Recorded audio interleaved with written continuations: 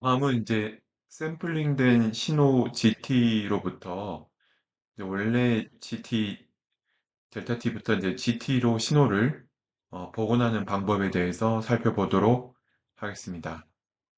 일단 이제 요하는 에너지를 가지고 주파 대역폭이 W로 제한된 원래 연속 신호 GT에 대해서 우리가 샘플링이 적용되었다라고 가정을 하겠습니다. 일단 이제 그 비주기 신호를 이제 유한 에너지 신호라고 하는데 이제 왜냐하면 이제 신호가 이제 주파 동력했을 때는 유한 이 영역이 넓이가 이제 일정하게 되는 구조가 되겠죠. 이제 주기 신호는 이제 유한 전력 신호라고 하는데 그 왜 그러냐면 이제 주기적 신호는 이제 에너지 입장에서 봤을 때는 이제 그 에너지가 계속 반복되기 때문에 그 에너지를 고려하지 않고 그 시간을 나눠줍니다. 그래서 여기서 주기를 함정에 나눠주기 때문에 주기 값에 의해서 결국 전력 값은 이제 유한한 형태다라고 보시면 되겠습니다. 이제 그림 5.2는 이제 삼각 형태의 스펙트럼, GT의 스펙트럼이 되겠고요. 여기서는 이제 대역폭은 W, 마이너스 W니까 EW 정도 되어 있고, EW 밖에서는 신호가 0이고, 이제, 대역폭이 이렇게 되어 있고요. 여기서는 이제 샘플링의 간격을 fs라고 한다면 이 gf의 신호는 이제 이렇게 g 델타 f로 될 거고 임펄스 트레인과 컨버전 관계에 의해서 이런 곱이 된다라고 우리가 생각해 볼 수 있습니다.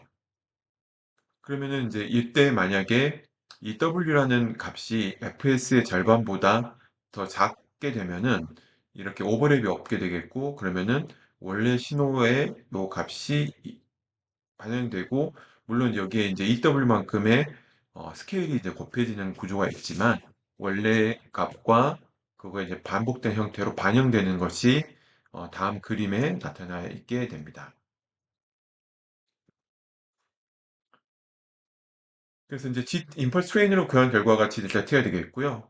우리는 이제 가정할 때 FS가 EW 관계가 있음을 생각을 해보게 되면은 요 G 델타 F는 이제 FS하고 요 값에 이제 어, 음, 모양이 될 거고, 그 다음에 요 값은 이제 아까 본 대로 요 G가 fs만 10분 된 값에 fs만큼 곱으로 되어 있다라고 생각해 볼 수가 있습니다. 여기서 fs는 EW 신호에 되어 있고, 이게 이제 대역폭에 정확히 2배 샘플링 되어 있다고 하는데, 요거는 이제 샘플링 리미트 시어럼을 정의할 때 가장 중요한 게 뭐냐면, 샘플링 주파수는 원래 대역폭의 2배보다 더 크도록 설정을 해야 된다라는 게 가장 중요한 포인트가 됩니다. 예를 들자면은 이 W가 10kHz의 대역폭을 가진다라고 한다고 한다면 음성 신호는 이거의 2배인 2000, 2만 번, 어, 2만 번 이상의 샘플링을 한다는 의미가 되겠고요.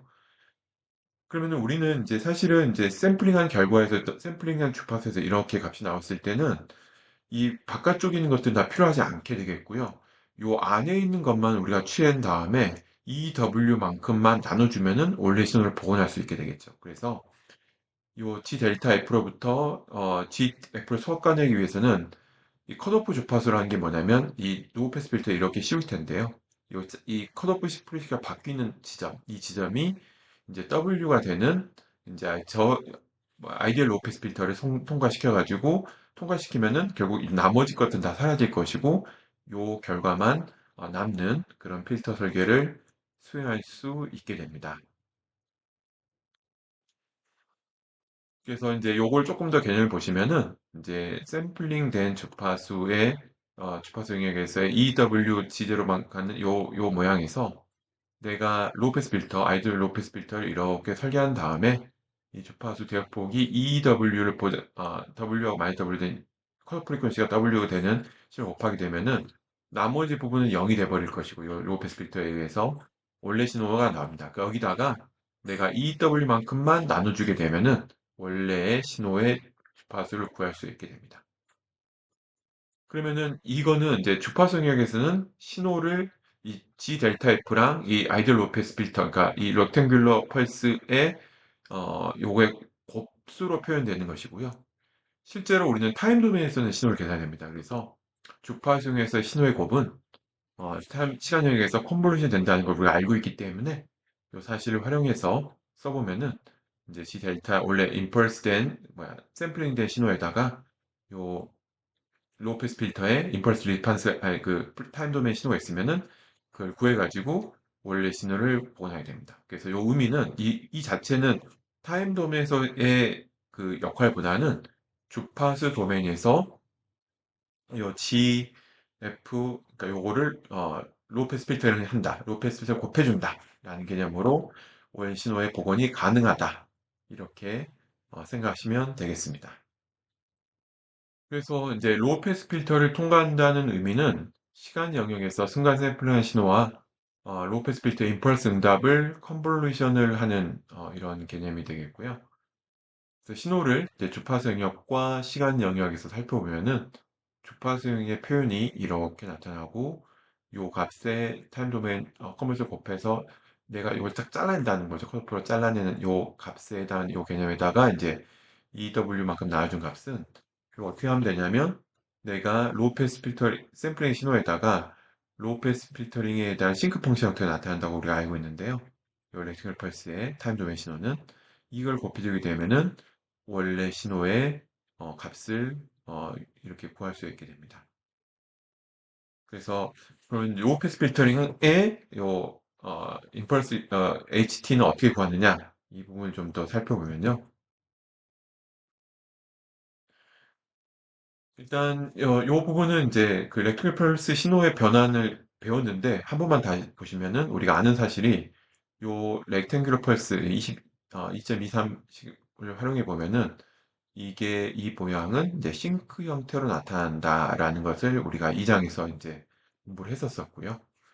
그거를 이제 이용해 보면은 이제 HF가 렉탱귤러 형태에서 여기서는 이제 TS만큼의 곱이 된다라는 거를 알고 있기 때문에 요거를 TS 이 변환과 잘 생각해 보시고 그 다음에 EW분의 A를 TS라고 놓고 이제 이 적용을 좀 해보면은 이 HF의 이제 I 인버스 프리 트랜스폼을 해보면은 이 결과는 싱크 형태는 똑같이 나오고요. EWT에다 여기가 계수값이 EWTS 값이 곱해지는 구조가 된다라는 게 이제 그 기존 2장에 배웠던 것과 약간의 이제 차이점이 된다라고 이해하시면 되겠습니다.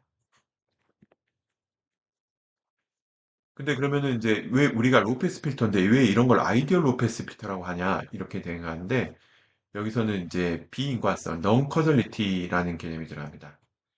이 non-causality의 개념은 이제 어떤 개념이냐면 일단 causality 는 뭐냐면 그 우리가 입력 신호하고 출력 신호의 시간 관계를 봤을 때 입력 신호의 그러니까 과거와 현재의 어떤 입력이 현재 출력에 영향을 미치면은 이게 인과적인 거죠. 그러니까 과거에 발생됐던 입력이 과거는 현재에 발생됐던 입력이 현재 입력을 영향을 미친다. 이러면은 이제 인과성이 있는 거고, 비인과성이라는 건 뭐냐면, 현재나 이제 미래의 입력이 현재 출력을 영향을 준다. 라는 게 비인과성이에요. 그러니까 보통 비인과성은 현재 구현이 어렵다고 보시면 되는 거죠.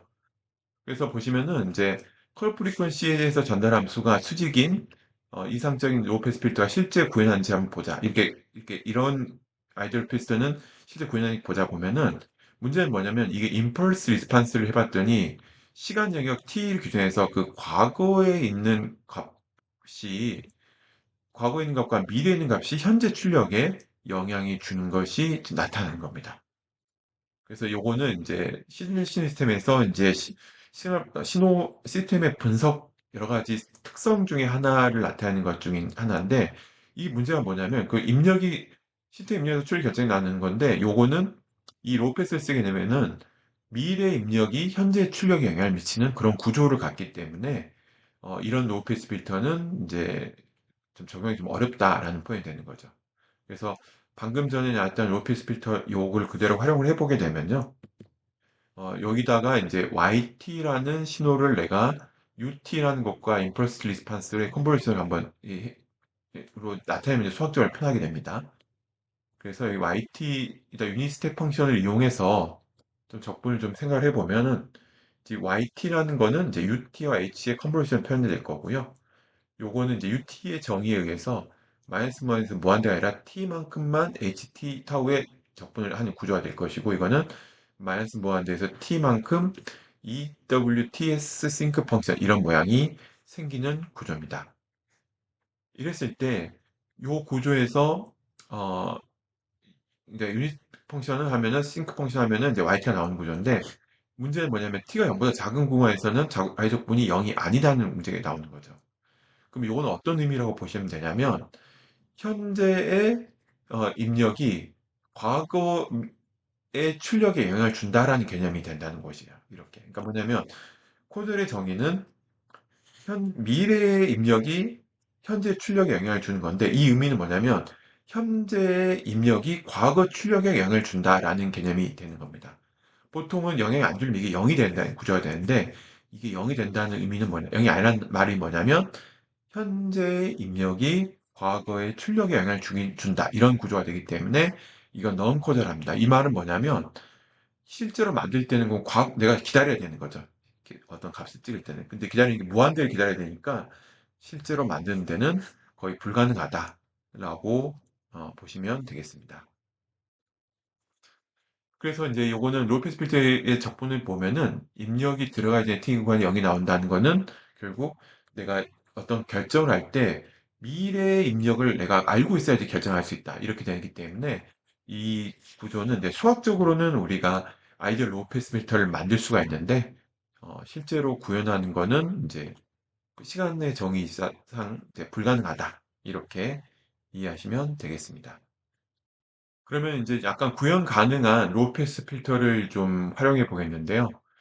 이건 어떻게 하냐면 우리가 이제 수직적으로 이렇게 올라간 게 아니라 이 모양이 컷오프 프리퀀시는 이제 오메가고 W하고 마이너스 W로 똑같이 이렇게 주게 되겠고요.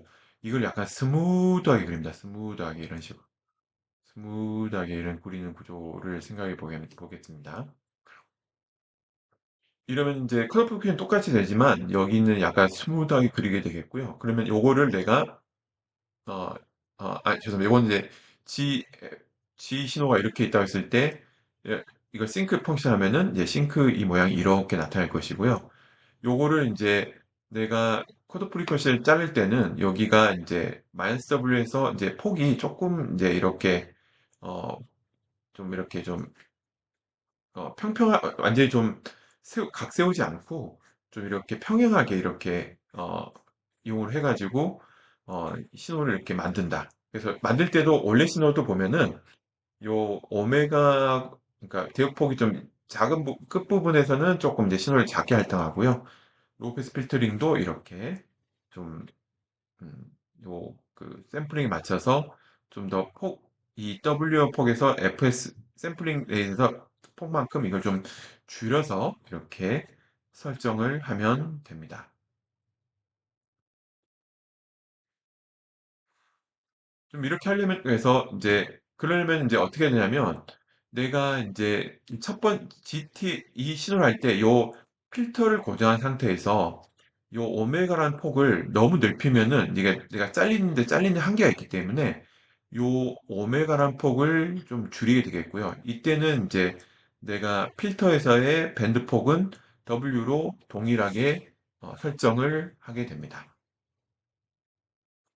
이때 이제 W를 좀 작게 하면은 이제 F-S, 그러니까 요 값이 커지게 되기 때문에 결국 요 그림에서 요 뒤에 사이에 있는 거리는 조금씩 더 멀어지는 구조가 됩니다. 그러면은 이제 결국은 우리가 샘플링을 좀 더 많이 한다는 의미는 뭐냐면 샘플링 피리어드가 더 짧아지는 거고 그 말은 샘플링 레이스 fs가 더 커지는 거죠. 그 말은 뭐냐면 이게 더 오른쪽으로 더 가는 거기 때문에 이 필터가 그대로 상태에서 필터를 바꾸지 않은 상태에서 우리가 신호를 잘 복원하려면은 이 샘플링 레이스를 좀 더 높이는 게 중요하다. 이렇게 보시면 되겠습니다. 그러면 이제 우리가 샘플링 이론, 이제 나이키스라는 분이 발명해서 나이키스 샘플링 이론, 혹은 이제 셰넌 샘플링 이론이라고도 하는데, 이 나이키스 샘플링 이론에 대해서 설명을 좀 드리도록 하겠습니다. 이거는 이제 DSP에서도 디지털 시그널 프로세싱에서 아주 중요한 내용이고요. 이거는 이제 이론 뭐냐면 W의 대역폭이 엄격히 제한된 신호, 그러니까 최대 주파수가 W라고 한다면 그 신호는 이제 샘플 피리어드가 T분의 TS라고 했을 때 요거의 요 값이 요 대역폭의 2배분의 1보다 초를 주기로 한, 만약에 초로 샘플링 한 샘플은 원래 신호로 완벽하게 표현할 복원될 수 있다. 라는 게 나이키스 샘플링 이론입니다. 그 말은 뭐냐면 그 값보다 더 적게 만약에 샘플링을 했다 어, 그러면은 이제 원래 신호 복원이 어렵다. 이렇게 볼 수 있겠고요. 이거를 이제 샘플링 피리어드로도 설명할 수 있지만 샘플링 레이스로도 설명할 수 있습니다. 그래서 나이키 샘플링 레이스랑 건 같은 개념인데 나이키 샘플링 레이스는 이제 원 신호를 손실 없이 전송하기 위해 필요한 최소한의 샘플링 속도를 얘기하는 것이고요.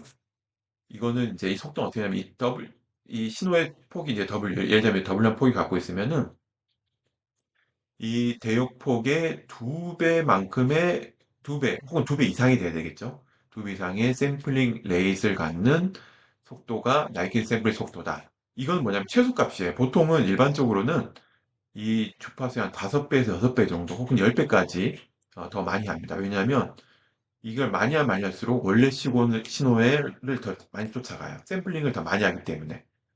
그래서 이건 최소값이다. 근데 이것보다 작으면 원래 신호는 복원이 안 됩니다. 그래서 이 값이 이걸 샘플 넷이라고 하게 되겠고요. 여기서는 이제 W는 이 값은 어떻게 결정하냐면 이 W 값과 FS에서 W 뺀 값, 요 값이죠. 요 두 개의 값이 오버랩이 없다는 거 딱 지점이 되는 거죠. 그래서 FS-W하고 W는 만약 FS 같은 지점이니까 F에서 EW 되는 것이고요.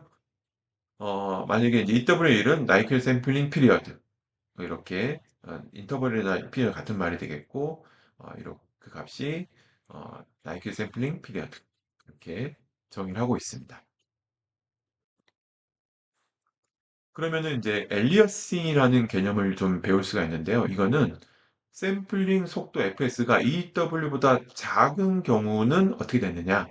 보시면 어떻게 되냐면 요 원래 신호가 이렇게 있다고 했었을 때 요 신호는 이 반복이 될 텐데 반복이 되는데 이 WWS, EW보다 F에서 작단 말은 이쪽에 안쪽에 들어가는 거죠. 그 말은 첫 번 여기 신호하고 여기 신호는 오버랩이 있는 거고 바로 인접한 두 개는 각각 오버랩이 있어가지고 원래 신호가 반복되게 나타나는 게 아니라 이 오버랩을 합치면 이런 결과가 나와요. 이런 식으로 결과가 나옵니다. 이런 식으로 결과가 나옵니다. 그럼 이렇게 되면 어떤 문제가 있냐면 이 빨간색에 있는 신호가 여기 있는데 이 검은색의 신호가 이제 반복이 될 텐데 이 fs만큼 반복되는데 이 fs가 이쪽에 생기는 거죠. 그래서 만약에 보시면은 여기 이 검은색 신호는 원래 신호의 주파수 값이 없었는데 뭔가 새롭게 나타나는 성분이 됩니다. 그래서 이런 것들을 우리가 환영이라는데 엘리어스라는 표현을 쓸 것이고요. 이런 값들이 생기기 때문에 이거는 이제 원 신호의 복원이 안 되는 엘리어스 현상이 생긴다.